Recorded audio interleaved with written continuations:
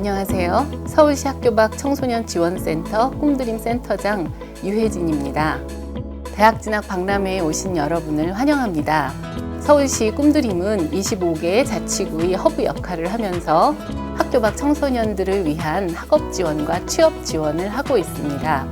이번 대학 진학 박람회는 강연, 그리고 대학별 진학 정보, 그리고 1:1 맞춤형 컨설팅을 통해서 여러분들을 지원하고 있습니다. 이번에 실시하는 대학 진학 박람회가 여러분들의 선택에 힘이 되었으면 좋겠습니다. 항상 서울시 꿈드림은 여러분을 응원합니다. 감사합니다.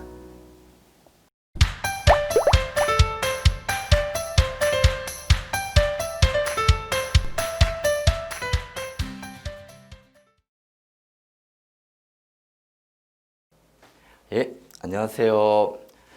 자, 저는 경기 전국고등학교에 근무하고 있는 교사 문희태입니다. 그동안 학교 밖 청소년들을 위한 대입 설명회를 수년간 진행해 왔었는데 올해는 부득이하게 코로나19 사태로 인하여 화면에서 여러분들을 만나게 되었습니다. 자, 지금 화면에 집중해 주시고 지금서부터 2020학년도 학교 밖 청소년을 위한 2021 대입 설명회를 시작하도록 하겠습니다. 오늘 소개시켜 드릴 내용은 2021 대입 전형의 이해와 이에 따른 우리 학교 밖 청소년 여러분들의 대입 전형의 맞춤형 준비입니다. 즉, 여러분들이 어떠한 전략을 가지고 대입 지원에 나서야 되는가, 이런 부분들을 처음서부터 끝까지 세세하게 살펴드릴 수 있도록 하겠습니다. 자, 먼저 2021학년도 대학 입학의 주요 사항을 살펴볼 수 있도록 하겠습니다. 자, 이 대학 입학의 주요 사항을 살펴보기 전에 가장 저희들한테 중요한 대입 전형의 일정을 확인할 필요가 있습니다. 특히 올해 같은 경우에는 코로나19로 인해서 대입 전형의 일정이 뒤로 많이 밀려 있는 관계로 이 바뀐 일정을 꼭 우리 학교 밖 청소년 여러분들께서는 꼭 확인하시고 다시 한번 숙지를 하셔야 될 것 같습니다. 먼저 수능 원서 접수는 9월 3일서부터 9월 18일, 그리고 가장 중요한 수시 원서 접수는 9월 23일서부터 9월 28일까지 진행이 됩니다. 그리고 아울러 수능도 연기가 되어서 11월 달에 보던 수능이 12월 3일 날 진행이 됩니다. 나머지 일정들은 이 화면에 있는 자료를 참고하시면 될 것 같습니다. 자, 올해 수능 원서 접수와 관련해서 몇 가지 우리 학교 밖 청소년 여러분들이 꼭 기억해야 될 사항들을 정리해 놨습니다. 먼저 다시 한번 말씀드리면 원서 접수 기간은 9월 3일서부터 9월 18일까지입니다. 그리고 이 응시원서 교부 및 접수, 그리고 변경이 가능한 장소가 어디냐, 이 부분에 대해서 많은 학교 밖 청소년 여러분들이 질문을 하시는데 무조건 주민등록상 주소지 관할 시험지구 교육청입니다. 다시 한번 말씀드리면 현재 주민등록상에 있는 시험지구 관할 교육청으로 가시면 될 것 같습니다. 그리고 응시원서 접수할 때는 뭐가 필요하냐? 당연히 수능에 응시원서가 필요하겠죠. 그리고 여권용 규격사진, 자, 신분증, 이러한 부분들이 필요하고요. 특히 우리 학교 밖 청소년 여러분들은 5번에 나와 있는 고졸학력 검정고시 합격증 사본 또는 합격 증명서가 필요합니다. 이러한 것을 가지고서 관할 교육청에 가셔서 수능 원서 접수를 꼭 놓치지 않고 해주시기 바랍니다. 다시 한번 날짜 강조해드리면 9월 3일서부터 9월 18일까지입니다. 자, 그럼 본격적으로 이제 대입 전형에 관련된 말씀을 드리겠습니다. 자, 흔히 대입 모집 시기, 우리 대학에서 학생들을 선발하는 시기를 얘기합니다. 이 선발하는 시기는 수시, 정시, 추가 모집으로 나뉘어집니다. 그래서 수시 모집은 좀 전에 말씀드렸듯이 원서 접수가 9월 달에 진행이 되고 정시 모집은 1월 달에, 그리고 추가 모집은 수시와 정시에서 학생들을 다 선발하지 못하였을 때 대학들이 자율적으로 뽑는 전형을 의미하며 추가 모집의 시기는 2월 달에 있습니다. 자, 아마 보통 이 강의를 듣는 우리 학교 밖 청소년 여러분들은 대부분 다 수시 모집의 원서 접수를 할 것으로 사료됩니다. 그런데 이러한 대입 모집 시기에 대해서 꼭 조심하셔야 될 사항이 하나가 있는데 실제 대입 모집 시기는 단계별 지원이라는 뜻입니다. 무슨 얘기냐면은 수시 모집에 합격하는 순간 어떠한 경우에도 정시와 추가 모집에는 지원이 불가능하다. 자, 또 마찬가지로 정시 모집에 합격하는 순간 등록을 하게 될 경우에는 추가 모집에 지원을 할 수는 없습니다. 반면 정시 모집에 합격은 했지만 등록을 안 했을 때에는 추가 모집에 지원이 가능합니다. 그래서 저희는 단계별 지원이다 이렇게 말씀을 드립니다. 그러면 또 이 단계별 지원 이렇게 말씀을 드렸더니 이런 질문도 들어와요. 그러면 선생님 혹시 수시 모집을 안 쓰고 정시를 쓰면 안 되나요? 예, 상관없습니다. 그것은.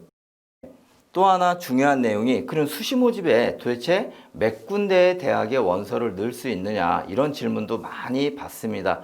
자, 우린 이것을 복수 지원 금지라고 하는데 흔히 지원 가능 횟수를 얘기합니다. 수시 모집은 최대 6회까지 지원이 가능합니다. 즉 6장의 원서를 쓸 수 있고요. 정시 모집 같은 경우에는 군별 1회씩 최대 3회 지원이 가능합니다. 그리고 추가 모집은 무제한입니다. 다만 여기서 우리 학생 여러분들께서 꼭 기억해 주셔야 될 것은 자, 수시 모집에 6군데의 원서 접수를 할 수 있습니다. 이렇게 얘기했더니 대학을 6군데를 쓰는구나 이렇게 이해하기 쉬운데 물론 그런 사항도 있지만 밑에 나와 있듯이 수시 모집의 기준은 전형수를 기준으로 합니다. 뒤에 제가 설명해 드리겠지만 한 대학에 2개의 전형, 3개의 전형을 쓸 수가 있습니다.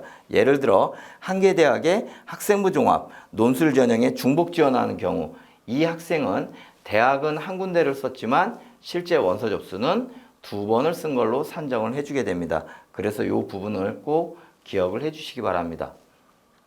자, 그러면은 선생님 전형이라는 말을 지금 계속 말씀하시는데 이 전형이라는 것이 도대체 어떠한 뜻인가요?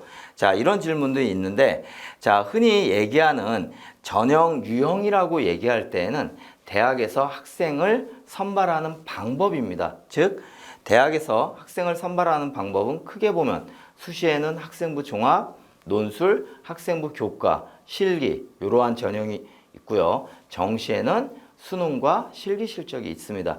반면 같은 학생부 종합전형 안에서도 대학에서는 다른 방법으로 학생들을 선발하는데 그것을 우리는 전형명이라고 합니다. 대학에서 임의로 전형 이름을 정합니다.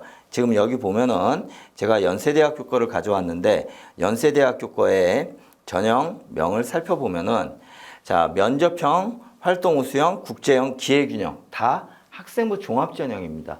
그러나 여기에 맞는 전형의 지원 자격이라든가 이런 것들이 다르기 때문에 학생 여러분들께서는 이 자기에 맞는 전형을 찾아가는 것도 하나의 방법이 될 것 같습니다. 자, 특히 이 국제형 같은 경우에는 우리 학교 밖 청소년 여러분들이 연대에 지원할 수 있는 대표적인 학생부 종합전형입니다. 자, 아까 말씀드렸죠? 복수지원금지. 제가 좀 전에 말씀드렸는데 자, 여기 그림으로 제가 좀 더 쉽게 표시를 해놨는데 자, 이 학생 같은 경우에는 자, 실제 대학을 보면은 A대학교를 2개를 썼죠. 교과전형 하나, 종합전형 하나. 그리고 B, C, D, E. 실제 대학은 5군데이지만 A대학을 2개의 전형을 썼기 때문에 수시 모집 6개를 최대한 다 충족을 한 케이스입니다. 심지어는 A대학교에 필이 꽂힌 학생들 같은 경우에는 3개, 4개까지도 중복 지원이 가능합니다. 물론 이것은 대학마다 기준이 다르기 때문에 반드시 모집 요강을 확인하시기 바랍니다. 자, 그래서 좀 전에 이런 부분들 말씀을 드렸던 거 같은 내용입니다. 자, 그리고 또 하나 중요한 부분. 자, 그러면 선생님, 대학에 수시 모집 6장을 쓰는 것은 아는데 그럼 원서 접수는 어딜 가서 하나요? 아까 제가 앞에 수능은 주민등록상 주소지가 있는 관할 교육청이라고 말씀을 드렸습니다. 그러면 대학에 원서 접수는 어디 가서 하느냐? 실제 대학에 가서 직접 하느냐? 그렇지는 않습니다. 여기 보시면은 표준공통 원서 접수 시스템이라고 해서 수시와 정시의 모든 대학의 원서 접수를 한 군데에서 받아주고 있습니다. 그것을 우리는 표준공통 원서 접수 시스템이라고 하는데 여기에 가입하기 위해서는 우선 우리 학교 밖 청소년 여러분들이 회원가입을 해주셔야 됩니다. 그래서 여기 보시면 통합회원가입으로 모든 대학 전문대에 지원이 가능하다. 그리고 희망하는 대학마다 원서를 작성할 필요가 없습니다. 즉, 한번 작성한 공통원서, 즉 어떤 주소지라든가 아니면은 본인의 이름, 이러한 것들을 매번 대학 때마다 대학이 달라질 때마다 적는 것이 아니라 공통 기재사항은 재활용해서 사용한다는 뜻입니다. 자, 그리고 마찬가지로 이 표준공통원서 접수의 가입 방법, 그럼 도대체 어디에 가입을 하는 것이냐? 자, 요 밑에 나와 있죠. 두 군데 중에 한 군데만 가입해 주시면 됩니다. 첫 번째는 UA 어플라이, 그 다음 두 번째는 진학 어플라이입니다. 그래서 꼭 UA가 좋다, 진학사가 좋다, 그게 아니라 두 군데 중에 한 군데만 가입하면 나머지 한쪽에는 자동으로 가입이 되는 효과를 가져오게 됩니다. 자, 그래서 여기 보시면은 이렇게 그림으로 보시면은 자, 먼저 회원가입, 그 다음에 공통원서 작성, 그리고 본인이 모든 대학에 적용되는 공통원서를 불러와 가지고서 추가로 이제 그 대학에 맞는 항목만 작성을 하게 됩니다. 그리고 나서 결제를 하게 되면 이로써 수시 모집, 정시 모집에 원서 접수를 하게 됩니다. 다시 한번 말씀드리지만 거의 대부분의 대학들이 이 표준 공통 원서 접수를 이 시스템을 사용하고 있기 때문에 지금 혹시 강의를 듣고 있는 우리 학교 밖 청소년 여러분들 중에 아직까지 저는 여기 가입하지 않았어요, 이러면은 꼭 이 강의가 끝난 후에 이 표준 공통 원서 접수 시스템에 가입을 부탁을 드리겠습니다. 자, 그리고 또 우리는 검정고시를 고등학교 졸업학력 검정고시를 합격해야지만 대학에 응시를 할 수 있기 때문에 대학에 또 서류로 검정고시 대입 전형 자료를 제출을 해야 됩니다. 그럼 이것 또한 불편하게 우편으로 본인이 희망하는 모든 대학에 보내야 되느냐? 예, 물론 그래도 되지만 다행히 온라인 제공 신청을 미리 하게 되면은 굳이 그런 불편함을 감수할 필요는 없을 것 같습니다. 자, 이 온라인 제공 신청이라는 것은 무엇이냐면은 자, 우리 학교 밖 청소년 여러분들이 검정고시 합격 증명서라든가 성적 증명서를 우편 또는 대학에 직접 방문하여 제출하였던 것을 인터넷상으로 보내는 것을 의미합니다. 자, 그러면 이것도 당연히 사전에 신청을 해야 되겠죠. 자, 사전에 신청하려면은 반드시 본인의 신분 확인을 위한 공인인증서가 필요합니다. 그래서 공인인증서가 필요하고요. 자, 그러면은 도대체 이 공인인증서를 가지고 어디에 가서 신청을 하느냐? 예, 여기 잘 나와 있죠. 나이스 대국민 서비스, 예, www.neis.go.kr, 예, 이곳에 가서 회원가입하시고 공인인증서로 온라인 제공 신청을 하시면 됩니다. 자, 근데 이것이 아무 때나 되는 것이 아니라 특정한 기간이 정해져 있습니다. 그 기간은 올해 같은 경우에는 9월 1일서부터 12월 7일까지 수시에 필요한 기간입니다. 정시는 1월 6일서부터 2월 28일까지입니다. 자, 그리고 그러면 온라인상으로 대학에 들어가는 자료는 어디까지가 되느냐? 2016년 1회차부터 조금 아쉽지만 2020년 1회차 시험 자료가 들어가게 됩니다. 선생님, 저는 8월 달에 보는 2회차 성적이 필요한데요. 예, 지금 8월 달에 보는 2회차 시험 같은 경우에는 9월 1일 날 바로 가져오기가 어렵겠죠. 그렇기 때문에 2회차 검정고시 성적을 활용하고자 하는 학생은 힘드시더라도 각 대학에 우편으로 보내셔야 됩니다. 그래서 다시 한번 말씀드리지만 1회차 시험 자료까지만 온라인으로 가능하고 2회차 성적을 쓰고자 할 때에는 꼭 원서 접수하신 다음에 그 대학으로 우편으로 이 검정고시 합격 증명서와 성적 증명서를 꼭 보내주시기 바랍니다. 예, 그러면 두 번째, 자, 본격적으로 우리 학교 밖 청소년 여러분들이 어떠한 지원 전략을 가지고 대입에 응시할 수 있느냐, 대입 전형 안내를 드릴 수 있도록 하겠습니다. 자, 우리 일단 기본적으로 우리 학교 밖 청소년 여러분들은 검정고시를 통해서 기본적으로 고등학교 졸업학력이 인정이 되기 때문에 이 검정고시에 합격을 하셔야 됩니다. 그러면 이렇게 검정고시에 합격을 하면은 검정고시 출신자들을 따로 뽑는 대학들이 있습니다. 그것을 우리는 검정고시 출신자 특별전형 이렇게 얘기하는데 아쉽게도 세계대학에 39명밖에 안 됩니다. 그럼 보통 그럼 저희들은 어떻게 대학을 가나요? 예, 저희들은 검정고시 출신자들에게 대입에 지원 자격을 부여하는 일반 대학으로 지원을 하시는 게 가장 보편적입니다. 즉, 학교 안에 있는 학생들과 학교 밖의 청소년들이 같이 경쟁을 하는 시스템이겠죠.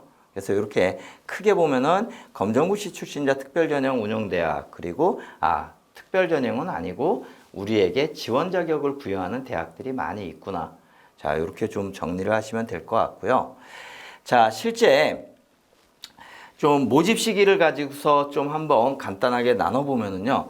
아무래도 수시 같은 경우에는 학생부 교과 전형과 학생부 종합 전형이 중심이 되는 전형이다 보니까 아쉽게도 우리는 학생부가 없는 관계로 제한적으로 지원이 가능합니다. 제한적 지원이란 얘기는 일부 전형은 우리 검정고시, 즉 학교 밖 청소년 여러분들의 지원을 막고 있는 대학들도 있고 또 열어주고 있는 대학들도 있습니다. 반면에 정시 같은 경우에는 학생부 교과 종합 전형이 중심이 아니라 수능 전형이 중심이기 때문에 수능만 응시하게 되면 거의 모든 대학들이 문호를 개방하고 있습니다. 그래서 혹시 내가 정시를 염두에 둔 지원 전략을 가지고 있다. 그렇다면 반드시 수능에 응시를 하셔야 됩니다. 자, 그리고 전형 방법. 이제 전형 방법은 대학에서 학생들을 선발하는 방법이라고 그랬죠. 이 전형 방법은 크게 보면 4가지가 있는데 학생부 교과, 학생부 종합, 논술, 그리고 정시 이렇게 수능 4가지가 있는데 이름에도 나와 있듯이 학생부 교과와 학생부 종합 전형은 저희들이 학생부가 없는 관계로 제한적으로 지원이 가능합니다. 다시 한번 말씀드리면 지원을 허용하는 대학이 있고 지원을 허용하지 않는 대학이 있다. 자, 이것도 제가 뒤에 가서 다 정리를 해드리도록 하겠습니다. 반면에 논술 전형과 정시에 있는 수능 전형은 저희에게 지원 제약이 없습니다. 그렇기 때문에 어떻게 보면 논술과 정시 수능 전형이 가장 저희들에게는 열려있는 전형이다. 이렇게 볼 수가 있겠고요. 자, 그러면 선생님, 대학마다 저희에게 지원을 허용하느냐, 허용하지 않느냐 이런 대학이 있다라고 말씀하셨는데 어떻게 저희들은 확인하느냐? 예, 저희들이 확인하는 방법은 모집 요강, 수시 모집 요강이 됐든 정시 모집 요강이 됐든 이 모집 요강을 자세히 보시면 지원 자격 편이 따로 있습니다. 이 지원 자격에 요 3가지 중에 한 가지가 들어가 있으면 저희들은 다 지원이 가능합니다. 첫 번째는 아주 쉽습니다. 고등학교 졸업학력 검정고시 합격자. 아마 제 강의를 지금 듣고 있는 우리 학교 밖 청소년 여러분들 다 검정고시에 합격을 했을 거라고 생각을 합니다. 다 지원이 가능하죠. 두 번째, 검정고시 출신자. 같은 의미입니다. 그런데 세 번째가 약간 어렵습니다. 세 번째는 뭐라고 나와 있느냐? 고등학교 졸업 또는 법령에 의하여 이와 동등 이상의 학력 인정을 취득한 자. 이렇게 나와 있는데 이 문구가 바로 동등 이상의 학력 인정이 검정고시에 합격한 것을 의미합니다. 그래서 이렇게 3가지 문구 중에 하나가 있다라면 우리는 그 대학에 지원할 수 있구나.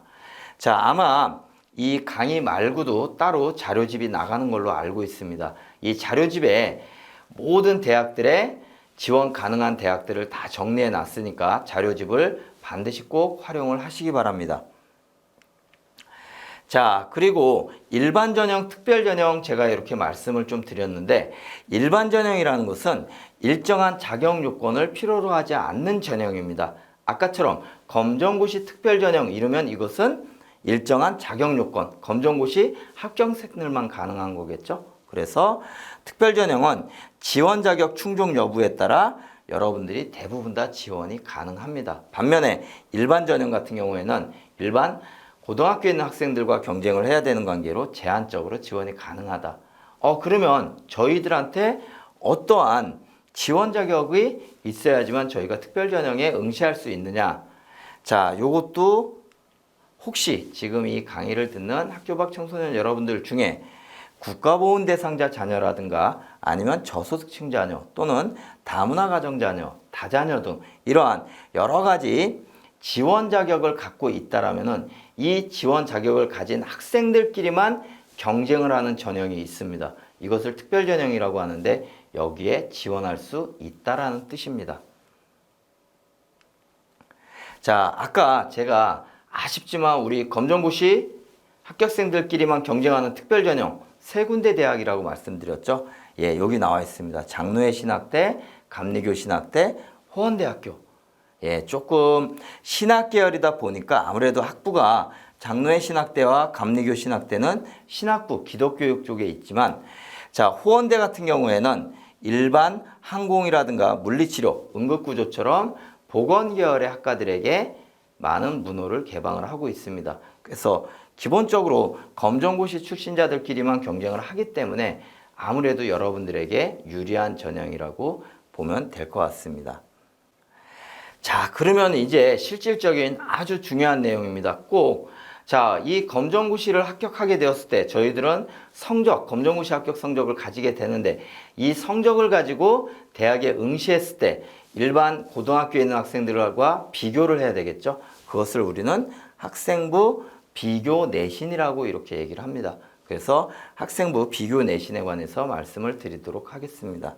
자, 저희는 흔히 검정고시 성적이 무조건 높으면 좋아요, 이렇게 많이 알고 있는데 진짜 검정고시 성적이 높으면 좋은 건지 또는 검정고시를 그냥 합격만 하면 되는 건지 이런 부분들을 좀 나누어서 설명을 하도록 하겠습니다. 자, 가장 중요한 표인데, 자, 보시면은 학생부 교과에서는 비교 내신하는 기준이 뭐냐? 검정고시 성적이라는 겁니다. 반면에 학생부 종합도 검정고시 성적이에요. 그런데 논술과 수능 같은 경우에는 검정고시 성적이 요구되지 않습니다. 이 얘기는 뭐냐? 내가 학생부 교과나 학생부 종합으로 간다. 그러면 검정고시 성적을 잘 받아야 됩니다. 반면에 논술이나 수능으로 저는 대학을 갈 거예요. 그러면 검정고시 성적을 높게 받으려고 노력도 하실 필요는 없어요. 그냥 합격하는 정도의 수준만 거두시면 되고 그 기간에 논술과 수능 준비를 하셔야 됩니다. 이게 가장 큰 차이입니다. 그래서 내가 어떤 전형을 염두에 두고서 대학의 지원 전략을 짤 것이냐, 이 부분부터 먼저 생각을 하셔야 되는 거죠. 만약에 내가 학생부 종합, 학생부 교과로 저는 대학에 갈 거예요. 그럼 이 학생은 검정고시 1회차 성적이 안 좋았다. 그럼 2회차 당연히 도전을 하셔야죠. 반면에 저는 논술과 수능으로 대학을 갈 거예요, 선생님. 그러면 1회차에 합격을 했으면 굳이 2회차에 도전을 할 필요가 없습니다. 이때에는. 그 기간에 다시 한번 말씀드리지만 논술과 수능 위주의 공부를 하는 것이 보다 더 효율적인 공부 방법이 될 것이다. 자, 그러면 대학마다 이렇게 비교 내신하는 방법도 또한 다른데 이거를 어떻게 확인할 수 있느냐? 물론 제가 자료집에 수도권에 있는 대학들은 어느 정도 정리를 해놨습니다. 그러나 전국에 있는 모든 192개 대학을 다 정리를 해놓지는 못했습니다. 자, 그럼 이거는 어떻게 해결을 할 수 있느냐? 여러분들께서 찾아보셔야 돼요. 자, 찾는 방법을 보시면은, 자, 일단 첫 번째 2021 수시 모집 요강을 대학 입학처에서 다운로드 받으시기 바랍니다. 그리고 나서 수시 모집 요강을 보시면 모든 목차에는 학교생활기록부 반영 방법이라는 목차가 있습니다. 여기에 들어가 보시면 바로 검정고시 합격자들은 어떠한 식으로 성적을 비교 내신한다. 그 안내가 자세히 나와 있습니다. 저 또한 지금 강의에 쓰이는 이 모든 자료는 지금과 똑같은 방법으로 저도 일일이 수시 모집 요강을 확인해서 여러분들에게 알려드리고 있습니다. 자, 좀 더 일부 대학 같은 경우에는 수시 모집 요강이 안 나와요. 그럼 이런 경우에는 입학처에다 전화하시면 됩니다. 입학처에 전화하시면 친절하게 다 답변을 해드립니다. 그래서 이 학생부 비교 내신 확인하는 방법 꼭 기억해 주시고, 혹시 내가 관심을 두고 있는 대학이 자료집에 비교 내신 방법이 없다. 그러면 이 방법으로 좀 꼭 확인을 해 주시기 바랍니다. 자, 여기 실제 보시면은 제가 올해 수시 모집 요강의 목차를 가져왔습니다. 수시 모집 요강 쭉 보시면은 요 밑에 빨간색 보시면은 학교생활기록부 반영 방법이라고 있죠. 이 부분을 보시면은 바로 검정고시 비교내신 방법을 알 수가 있다는 뜻입니다. 자, 마찬가지로 오른쪽에도 똑같은 다른 대학 걸 2개를 가져왔는데 여기도 마찬가지로 학교생활기록부 반영 방법 이렇게 있죠. 그래서 이걸 꼭 확인을 하시고요. 자, 그러면 이제 진짜 핵심이죠. 우리 2021 학교 밖 청소년들의 대입 지원 전략 각 전형별로 분석하고 살펴볼 수 있도록 하겠습니다. 자, 먼저 가장 아마 우리 많은 학생들이 지원할 지원 전략 중에 하나일 것 같습니다. 학생부 교과 전형. 그래서 학생부 교과 전형의 특징과 지원 전략을 살펴보면은, 자, 지금 화면에 나와 있는 것이 학생부 교과 전형을 실시하는 대학들 중에 우리 학교 밖 청소년 여러분들이 지원 가능한 대학들입니다. 보시면은 뭐 서울, 인천, 경기, 강원, 제주, 대전, 세종, 충남, 충북. 자, 그리고 뒤에 보면은 광주, 전남, 전북. 전국에 있는 모든 대학들을 정리를 해 놓았습니다. 자, 근데 아쉽게도 다시 한번 잠깐 앞에 보시면 서울권에 있는 대학이 그렇게 많지는 않습니다. 학생부 교과 전형은 지방에 있는 대학들이 많이 문호를 개방하고 있구나, 이렇게 생각을 좀 하시면 될 것 같아요. 그럼에도 불구하고 인천, 경기 지역의 많은 대학들이 학생부 교과 전형에 저희 학교 밖 청소년 여러분들에게 문호를 개방하고 있기 때문에 관심을 가지고 꼭 살펴봐 주시기 바랍니다. 자, 이 학생부 교과 전형은 어떠한 식으로 그런 학생들을 선발하느냐, 학생부 100 그리고 또는 면접이 같이 들어가는 경우가 있습니다. 이 면접이 들어가는 경우에도 단계별로 뽑는다거나 또는 일괄 합산해서, 즉 단계별 전형이 아니라 한 번에 면접까지 다 가는 그런 케이스가 있습니다. 둘의 차이점은 뭐냐? 단계별 전형은 1단계를 통과해야지 면접을 본다는 뜻입니다. 반면에 일괄 합산 전형은 단계별 전형이 아니기 때문에 모든 학생들이 면접을 본다라는 뜻입니다. 조금 검정고시 출신자들 중에 그래도 우리 서울, 인천, 경기 지역의 많은 학생들을 위해서 서울, 인천, 경기 지역의 학생부 교과 전형을 조금 더 전형 명가 인원수까지 다 지금 세세하게 나타냈습니다. 보면은 생각보다 많은 대학에서 우리 학교 밖 청소년 여러분들을 원하고 있습니다. 자, 그리고 수능 최저가 있다라는 부분 꼭 기억을 해 주셔야 됩니다. 학생부 교과 전형은 학생부, 즉 검정고시 성적만을 요구하는 대학도 많지만 또한 일부 대학은 우리 대학에 오려면 수능 성적을 봐야 돼. 그리고 나서 수능 성적 중에 2개 합 6등급 이내에 들어야 돼. 이러한 식으로 제한을 걸고 있습니다. 그래서 여기 나와 있듯이 가천대라든가 경기대에 지원하고자 하는 학생들은 반드시 수능에 같이 응시를 해주고 이러한 수능 최저를 맞춰주셔야 됩니다.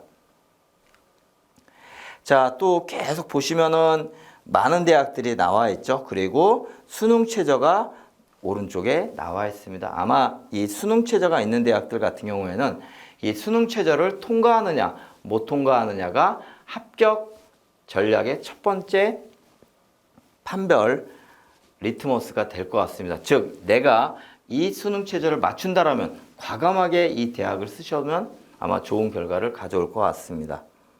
자, 그리고 또 하나의 핵심. 자, 요 부분 자료집에 제가 넣어드렸는데, 자, 그러면 이 학생부 교과 성적, 교과 전형은 학생부 교과, 즉, 내신을 가지고 가는 일반 학생들은 내신을 가지고 지원하는데, 저희들은 뭘 가지고 지원하느냐?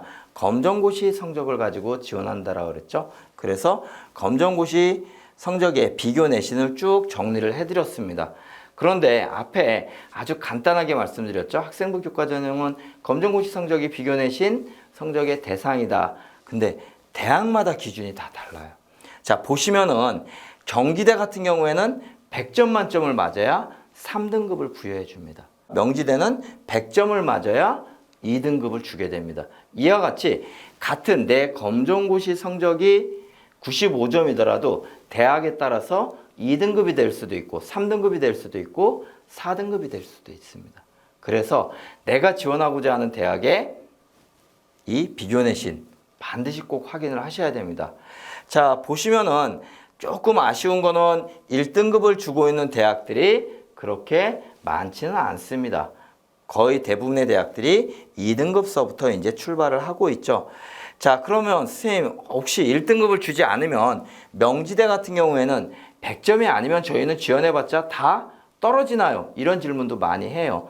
그런데 실제로 명지대 저희 뒤에서 말씀드리겠지만 명지대에 저희가 지원할 수 있는 전형은 교과 면접형입니다. 즉 명지대학교에는 일반적으로 고등학교에 다니는 학생들도 2등급 대 학생들과 3등급 초반대까지 학생들이 오게 됩니다.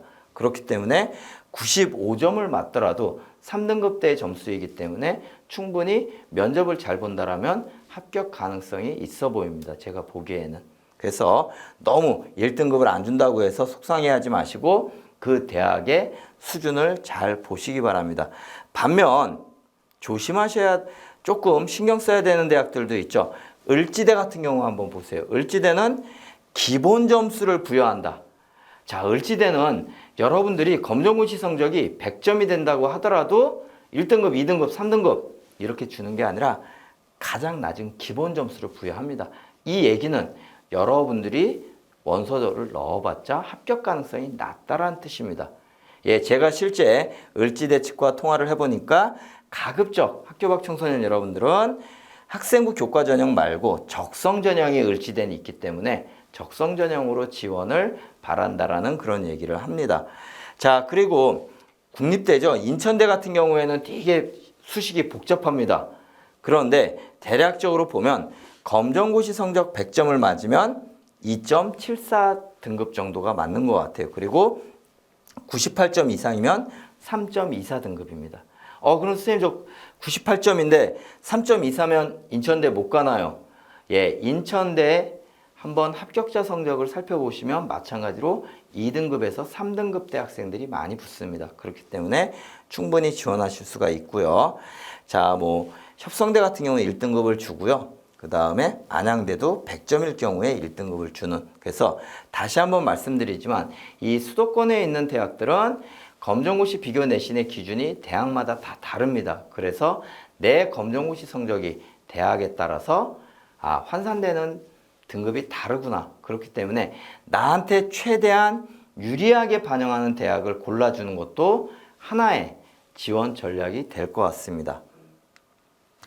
자, 다시 한번 정리해서 말씀드리면 학생부 교과 전형은 일단 수능 최저학력 기준이 있는 대학이라면 수능 최저학력 기준을 반드시 충족을 시켜주셔야 됩니다. 그리고 검정고시 성적의 비교 내신을 확인해 줄 필요가 있다. 그래서 이 두 가지가 가장 중요한 지원 포인트로 보시면 될 것 같습니다.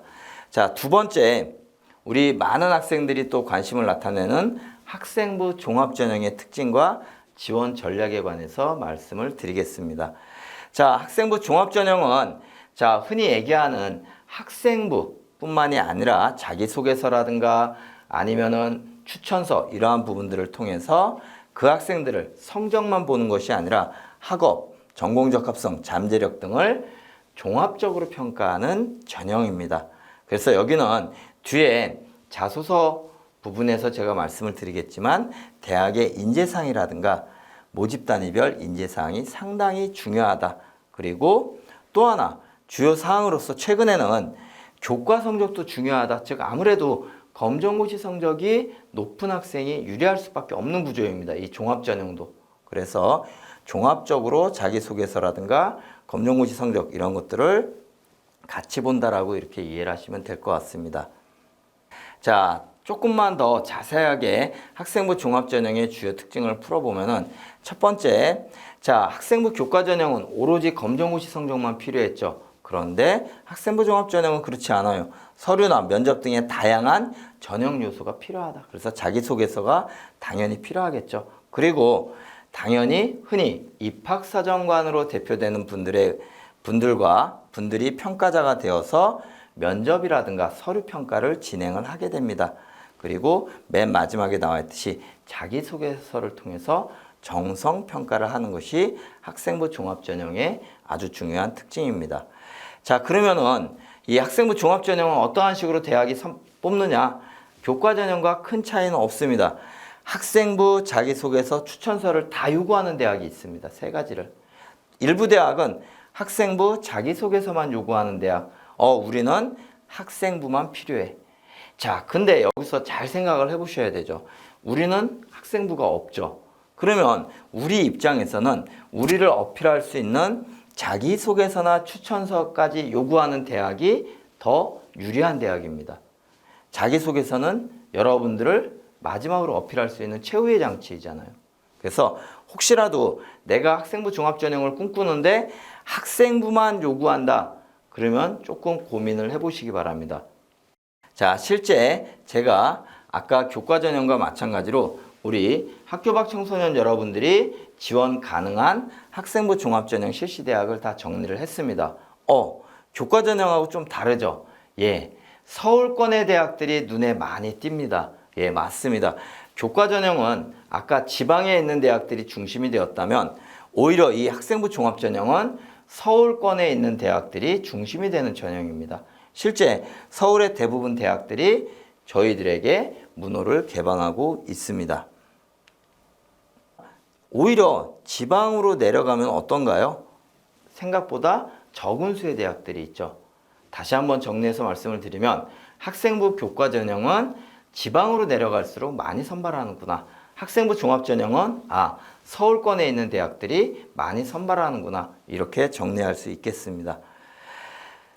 자, 그리고 그럼 도대체 선생님 그래도 학생부 종합전형은 교과전형은 검정고시 성적이 높으면 뽑잖아요. 이렇게 명확한데 학생부 종합전형은 도대체 뭘 가지고 뽑나요? 이렇게 얘기를 하는데 보통 대학들은 이렇게 4가지를 가지고 많이 뽑습니다. 물론 이것도 대학마다 기준은 살짝 다르지만 크게 보면 학업 역량, 전공적 합성, 인성, 그리고 발전 가능성입니다. 학업 역량은 흔히 이 학생이 대학에 들어와서 공부를 할 수 있느냐 이걸 보는 거겠죠. 그래서 학업 성취도라든가 학업 태도를 보게 됩니다. 자, 전공적 합성은 내가 지원하고자 하는 학과와 관련돼서 이 학생이 얼마나 관심을 기울였고 노력을 하였는가 이거를 보는 겁니다. 자, 그리고 인성 요즘 들어서 많이 중요합니다. 특히 이제 공동체 일원으로서 나눔과 배려를 이 학생이 얼마나 실천을 하였는가 이런 부분들을 보고요. 그 다음에 이제 발전 가능성 그런 부분이죠. 이 학생이 자기 주도적으로 무엇인가를 해내고 이 학생의 역량이 지금보다는 한 단계 더 나아갈 수 있겠구나. 이러한 부분들을 평가하는 역량입니다. 그래서 보통은 이렇게 4가지 요소로 학생들을 평가한다. 이렇게 좀 이해하시면 될 것 같고요. 자, 그럼에도 불구하고 선생님 저는 학생부 종합전형은 피부로 와닿지 않아요. 또는 어떻게 준비할지 모르겠어요. 이런 학생들이 있다라면은 자, 여기 나와 있듯이 모든 대학들은 학생부 종합전형을 실시하는 모든 대학들은 가이드북을 다 만들어 놨습니다. 그래서 실제 여기 나와 있는 서울대, 고려대, 동국대 이 대학의 홈페이지에 들어가 보시면 이렇게 가이드북이 있습니다. PDF 파일로 되어 있으니까 혹시 학생부 종합전형을 준비하시는 분들은 꼭 이거를 읽어봐 주시기 바랍니다. 이거를 읽어보면 어떤 식으로 내가 준비를 해야 되는구나. 내가 자소서는 어떻게 써야 되는구나. 이러한 부분들을 다 확인할 수 있습니다. 다시 한번 말씀드리지만 학종 가이드북 꼭 중요합니다. 자, 자기소개서. 아마 자기소개서에 관한 내용만 따로 촬영이 있는 걸로 알고 있습니다. 그래서 여기서는 간단하게 말씀을 드리겠습니다.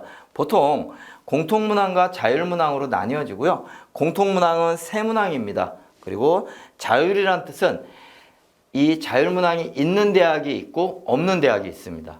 즉 자소서 4번이 있는 대학, 없는 대학. 반면에 1, 2, 3번은 모든 대학이 다 똑같습니다. 그래서 여러분들이 1번 학업에 기울인 노력과 학습 경험, 천자를 쓰셔야 됩니다. 두 번째, 고교 재학 중 의미를 두고 노력한 교내 활동 해가지고서 3가지 내외에서 쓰셔야 됩니다. 학교 생활 중 배려, 나눔, 협력 등을 실천한 사례, 인성이겠죠, 이 부분은. 그래서 가만히 보시면 아까 제가 말씀드렸던 학교 생활 기록부의 평가 역량 잠깐만 다시 앞으로 돌리겠습니다. 자, 학업 역량, 전공적 합성, 인성, 발전 가능성 이 부분이 그대로 자소서에 나와 있다고 보시면 됩니다. 1번은 학업 역량, 2번은 보통 전공적 합성. 배려, 나눔, 협력, 인성이겠죠. 예, 자소서에 관한 내용은 뒷부분에 따로 다시 자세히 다룰 수 있도록 하겠습니다. 자, 그런데 이런 질문도 많이 해요. 선생님, 학생부를 요구하네요. 여기도. 예, 맞습니다. 학생부 종합전형은 진짜 학교생활기록부가 중요합니다. 그런데 저희는 없잖아요, 선생님. 예, 맞습니다. 아쉽죠. 그런데 일부 대학은 이렇게 친절하게 학생부 미보유 대체 서식을 요구를 합니다. 무슨 얘기냐면은 우리 대학의 학생부 종합전형으로 너네가 올려면은 너네는 학생부가 없으니까 대신 다른 서식을 좀 작성을 해줘. 너에 대해서 정확하게 알고 싶어. 이런 뜻입니다. 오히려 학생부 미보유 대체 서식이 있는 학교가 저희들한테는 더 유리한 학교라고 보시면 될 것 같습니다. 자, 이 학생부 미보유 대체 서식은 이렇게 보시면 돼요. 자, 이게 실제 제가 가져온 모 대학의 미보유 대체 서식인데, 자, 너가 열심히 한 활동 10가지를 적어라. 자, 활동을 10가지를 적어주면 돼요. 언제 했고, 그 다음에 너는 책 어떤 거를 읽었어? 책까지. 즉, 일반 고등학교에 다니는 학생부를 대신해서 너를 좀 나타낼 수 있는 서류라고 이렇게 보시면 됩니다. 그런데 이 대체 서식을 작성할 때에는 무조건 작성하시는 것이 아니라 마찬가지로 여기 나와 있죠. 자, 학업은 뭐만 가능하느냐? 국내 고등학교 재학 중 수행한 수업 및 교육과 관련 활동, 그리고 또는 교회에서 학업 역량 및 전공 탐색을 위해 수행한 활동, 뭐 온라인 강의를 뭘 들었다거나, 아니면 저는 우리 청소년 꿈드림 센터에서 특강을 들었다거나, 이런 것들 다 적을 수 있습니다.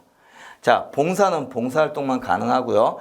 동아리도 마찬가지로 단 동아리는 기관 증빙이 가능한 경우에만, 그죠? 그리고 이 꿈드림 센터에서 증명이 가능한 동아리 충분히 지원이 가능합니다. 자, 그래서 이렇게 총 10개를 이렇게 적을 수가 있습니다. 그래서 혹시라도 이 학생부 미보유 대체 서식은 마찬가지로 대학마다 또 다양합니다. 그렇기 때문에 혹시 내가 지원하고자 하는 대학이 이러한 지금 보여드리는 대체 서식이 아니더라도 최대한 10개 활동을 요구한다면 이 10개를 꼭 다 채워주시기 바랍니다. 그래야 여러분들의 합격 전략이 높아집니다.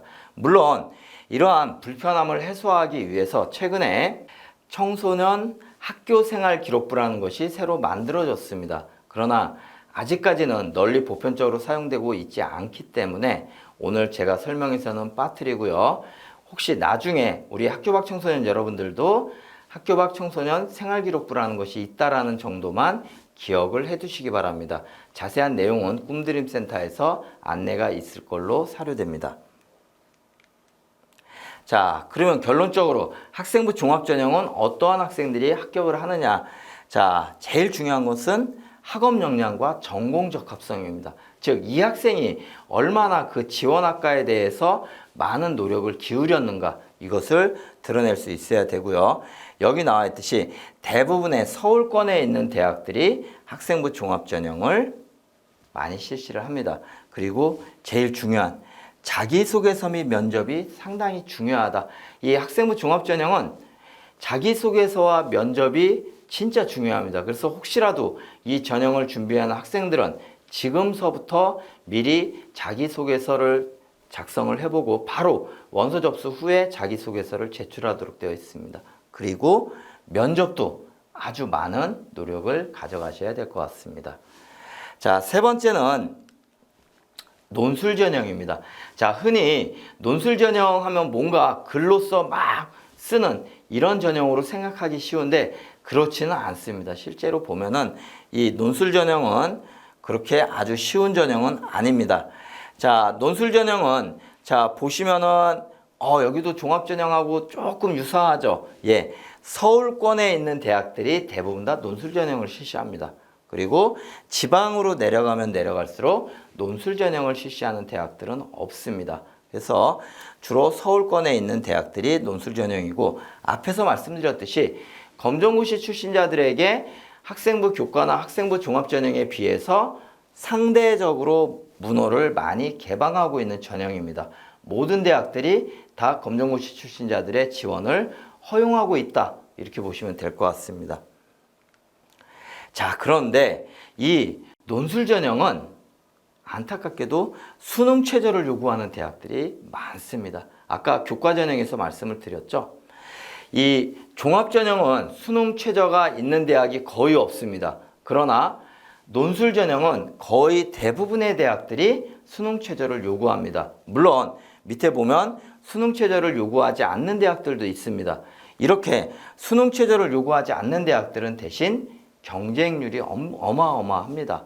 보통은 40대 1, 50대 1은 훌쩍 넘어가게 되어 있습니다. 작년에 가장 논술 전형에서 경쟁률이 가장 높았던 대학은 100대 1이 넘어갑니다. 그러니까 진짜 이 논술 전형이 생각보다는 쉽지 않은 전형이라는 걸 말씀을 드리고요. 자, 수능 최저 학력 기준도 무지 높습니다. 자, 뭐 이화여대나 이런 좋은 대학들 보시면 세계함 6, 즉 수능 성적에서 국어, 영어, 사회 또는 수학 이런 4개 영역 중에서 세계 영역 합 6을 맞아야 된다는 거죠. 흔히 얘기하는 2등급에 들어와야 된다는 뜻입니다. 아주 높습니다. 자, 반면에 2개 합 7인 대학들도 있죠. 서울여대나 덕성여대 같은 경우에는 즉 4등급 하나, 3등급 하나 이렇게 맞으면은 충분히 최저학력 기준을 맞출 수 있습니다. 인문계열, 자연계열 제가 분리해서 보여드렸습니다. 아무래도 자연계열은 의대가 있다 보니까 수능 최저학력 기준이 아주 높습니다. 4개 합 5입니다. 4개 합 5라는 얘기는 다 1등급이고 하나 2등급이라는 뜻입니다. 진짜 아주 어려운 수능 최저학력 기준이죠. 그래서 이런 수능 최저학력 기준을 충족을 하셔야 되고요. 자, 논술 전형은 제가 시간 관계상 가볍게 언급을 해드렸는데 인문계열은 흔히 얘기하는 글로 쓰는 게 맞습니다. 그러나 단순하게 어떠한 창작 그런 것들이 아니라 제시문을 주어진 상태에서 정답을 요구하는 겁니다. 반면에 자연계열은 수학 문제를 푸는 거라고 생각하시면 될 것 같습니다. 단 이 수학 문제를 푸는 게 난이도가 상당히 높겠죠. 그래서 혹시 논술 전형을 준비 중인 학생들은 제일 먼저 교과서와 EBS 교재로 준비하는 것이 가장 첫 번째 준비 방법입니다. 자, 그리고 두 번째 아주 중요한 부분인데요. 논술 전형 같은 경우에는 해마다 그 대학이 논술 전형을 실시한 다음에 그 결과와 문제를 다 공개를 합니다. 그리고 이 논술 전형은 이런 취지로 냈어 하고서 모범답안까지 제시를 해줍니다. 그게 어디에 있느냐? 선행학습 영향평가라고 있습니다. 똑같이 입학처 홈페이지에 들어가 보시면 요 선행학습 영향평가 딱 치시면 모든 대학들이 다 의무적으로 공개하도록 되어 있습니다. 아마 선생님 이 강의를 들으시는 우리 학교 밖 청소년 여러분들은 진짜 본인이 가고자 하는 대학의 입학처 홈페이지를 즐겨찾기 해두셔야 돼요. 자주 들어가셔야지만 여러분들이 그만큼 합격에 한 걸음 다가설 수 있습니다. 자, 그리고 전년도 모의논술 기출, 올해 모의논술 필독이다. 자, 특히 대학에서는 학생들의 적응을 돕기 위해서 어떻게 하느냐? 온라인상으로 모의논술을 실시하는 대학들이 많습니다. 즉, 실제 모의논술을 해보고 내가 거기에 답을 쓰면은 거기에 대해서 채점을 해주는 거죠. 이러한 곳에 꼭 지원을 해주시기 바랍니다. 아시겠죠? 자, 그 다음에 이제 수시에서 네 번째, 마지막, 우리 수험생 학교 밖 청소년 여러분들이 조금은 생소한 적성 전형의 특징과 지원 전략에 대해서 말씀을 드리겠습니다. 이 적성 전형은 생각보다 그렇게 많지는 않습니다. 예, 올해는 총 11개 대학에서 선발을 합니다. 그러면 그 11개 대학이 어디냐? 서울권에 3군데, 그리고 경기권에 7군데, 충남에 2군데입니다. 그래서 총 11군데에서 실시를 하는데 적성 전형은 이런 식으로 생각을 하시면 돼요. 60분 안에 보통은 영어가 들어가는 대학도 있지만 국어와 수학 문제를 푸는 거라고 생각을 하시면 됩니다. 난이도는 수능의 70%입니다. 그래서 그 60분 안에 얼마나 많은 학생이 정답을 맞히느냐에 따라서 합격생을 선발하는 제도이죠. 그리고 경기권에 있는 대학들이 주로 많이 실시를 한다. 자, 그리고 이 적성 전형은 올해가 마지막입니다. 내년도서부터는 폐지가 되고 올해 마지막으로 이제 실시가 되는 전형이고요. 이 적성 전형의 매력은 이거죠. 적성고사는 많은 문제를 짧은 시간 안에 푸는 객관식 시험입니다. 아까 논술 시험은 주관식이죠. 근데 이것은 60분 동안에 국어와 수학을 풀어야 되고요. 자, 수능 난이도의 80% 수준의 수능형 문제가 대부분 출제가 된다. 그렇기 때문에 이 적성도 어떻게 해야 되느냐? 진짜 많이 연습을 하셔야 돼요. 이 강의를 듣는 여러분들이 그냥 학원에 가가지고서 적성, 기출문제 쭉 풀어보고 이렇게 가는 것이 아니라 적성에 대해서 많은 노력을 기울여야 되는데 제가 좀 전에 말씀드렸죠. 영어를 실시하는 일부 대학이 있고 대부분은 국어와 수학이라고 말씀을 드렸습니다. 근데 이 중에서 어디서 판가름이 나느냐? 수학 성적에서 판가름이 납니다. 그래서 혹시 내가 수학에 저는 조금 더 자신이 있어요. 이런 학생들 같은 경우에는 저는 적성 전형도 하나의 좋은 지원 전략이 될 것이다. 자, 그리고 이 적성 전형은 실시하는 모든 11개 대학이 저희 검정고시 합격생들에게 문호를 개방하고 있습니다. 지금 현재. 그래서 이러한 적성 전형에 대해서도 좀 관심을 가져주시기 바랍니다. 자, 여기까지가 이제 제가 수시와 관련된 지원 전략을 말씀을 드렸고요. 정시는 아주 간단합니다. 수능 공부를 열심히 해서 수능 성적을 높이는 것이 가장 핵심 전략입니다. 자, 마지막으로 가장 우리 학교 밖 청소년 여러분들이 힘들어하는 것이 제한된 입시 정보이죠. 어디 물어볼 데도 없고 상대적으로 궁금한 것은 많은데 자세히 답변해 주는 것도 없고, 자, 그래서 마련을 했습니다. 그러면 이러한 대입과 관련된 정보를 어디서 얻을 수 있느냐? 자, 꼭 기억을 해 주시기 바랍니다. 이름을 꼭 기억을 해 주시기 바랍니다. 대입 정보 포털 어디가입니다. 어디가. 네이버에 어디가라고 치시면은 바로 대학 어디가가 뜰 겁니다. 우리나라에 4년제 대입과 관련된 모든 정보가 다 이 어디가에 탑재가 되어 있습니다. 그래서 여러분들께서도 혹시 아직까지도 회원가입이 되어 있지 않다라면은 이 어디가에 꼭 회원가입을 해 주시기 바랍니다. 이 어디가에 보시면 여기 보시면 뭐 대입 설명회도 있고요. 대입 상담도 가능하고 특히 검정고시 합격생들을 위해서 어느 대학은 지원이 가능하다, 불가능하다 이것까지 다 정리를 해놨습니다. 그래서 꼭 이 어디가 홈페이지를 이용하시고요. 혹시 어디가 홈페이지를 봤는데도 도저히 모르겠다. 그러면 지금 여기 나와 있죠. 자, 첫 번째 전화 상담이 가능합니다. 그래서 어디가에 있는 이 전화 상담 1600-1615 이쪽으로 전화를 주시면 저와 같은 선생님들이 기다리고 있다. 여러분들의 궁금증을 해결해 줄 겁니다. 그래서 꼭 1600-1615 꼭 반드시 전화 상담 해주시고요. 저는 전화 상담보다는 조금 글로써 남기고 싶어요. 그러면 온라인 대입 상담도 가능합니다. 어디가에.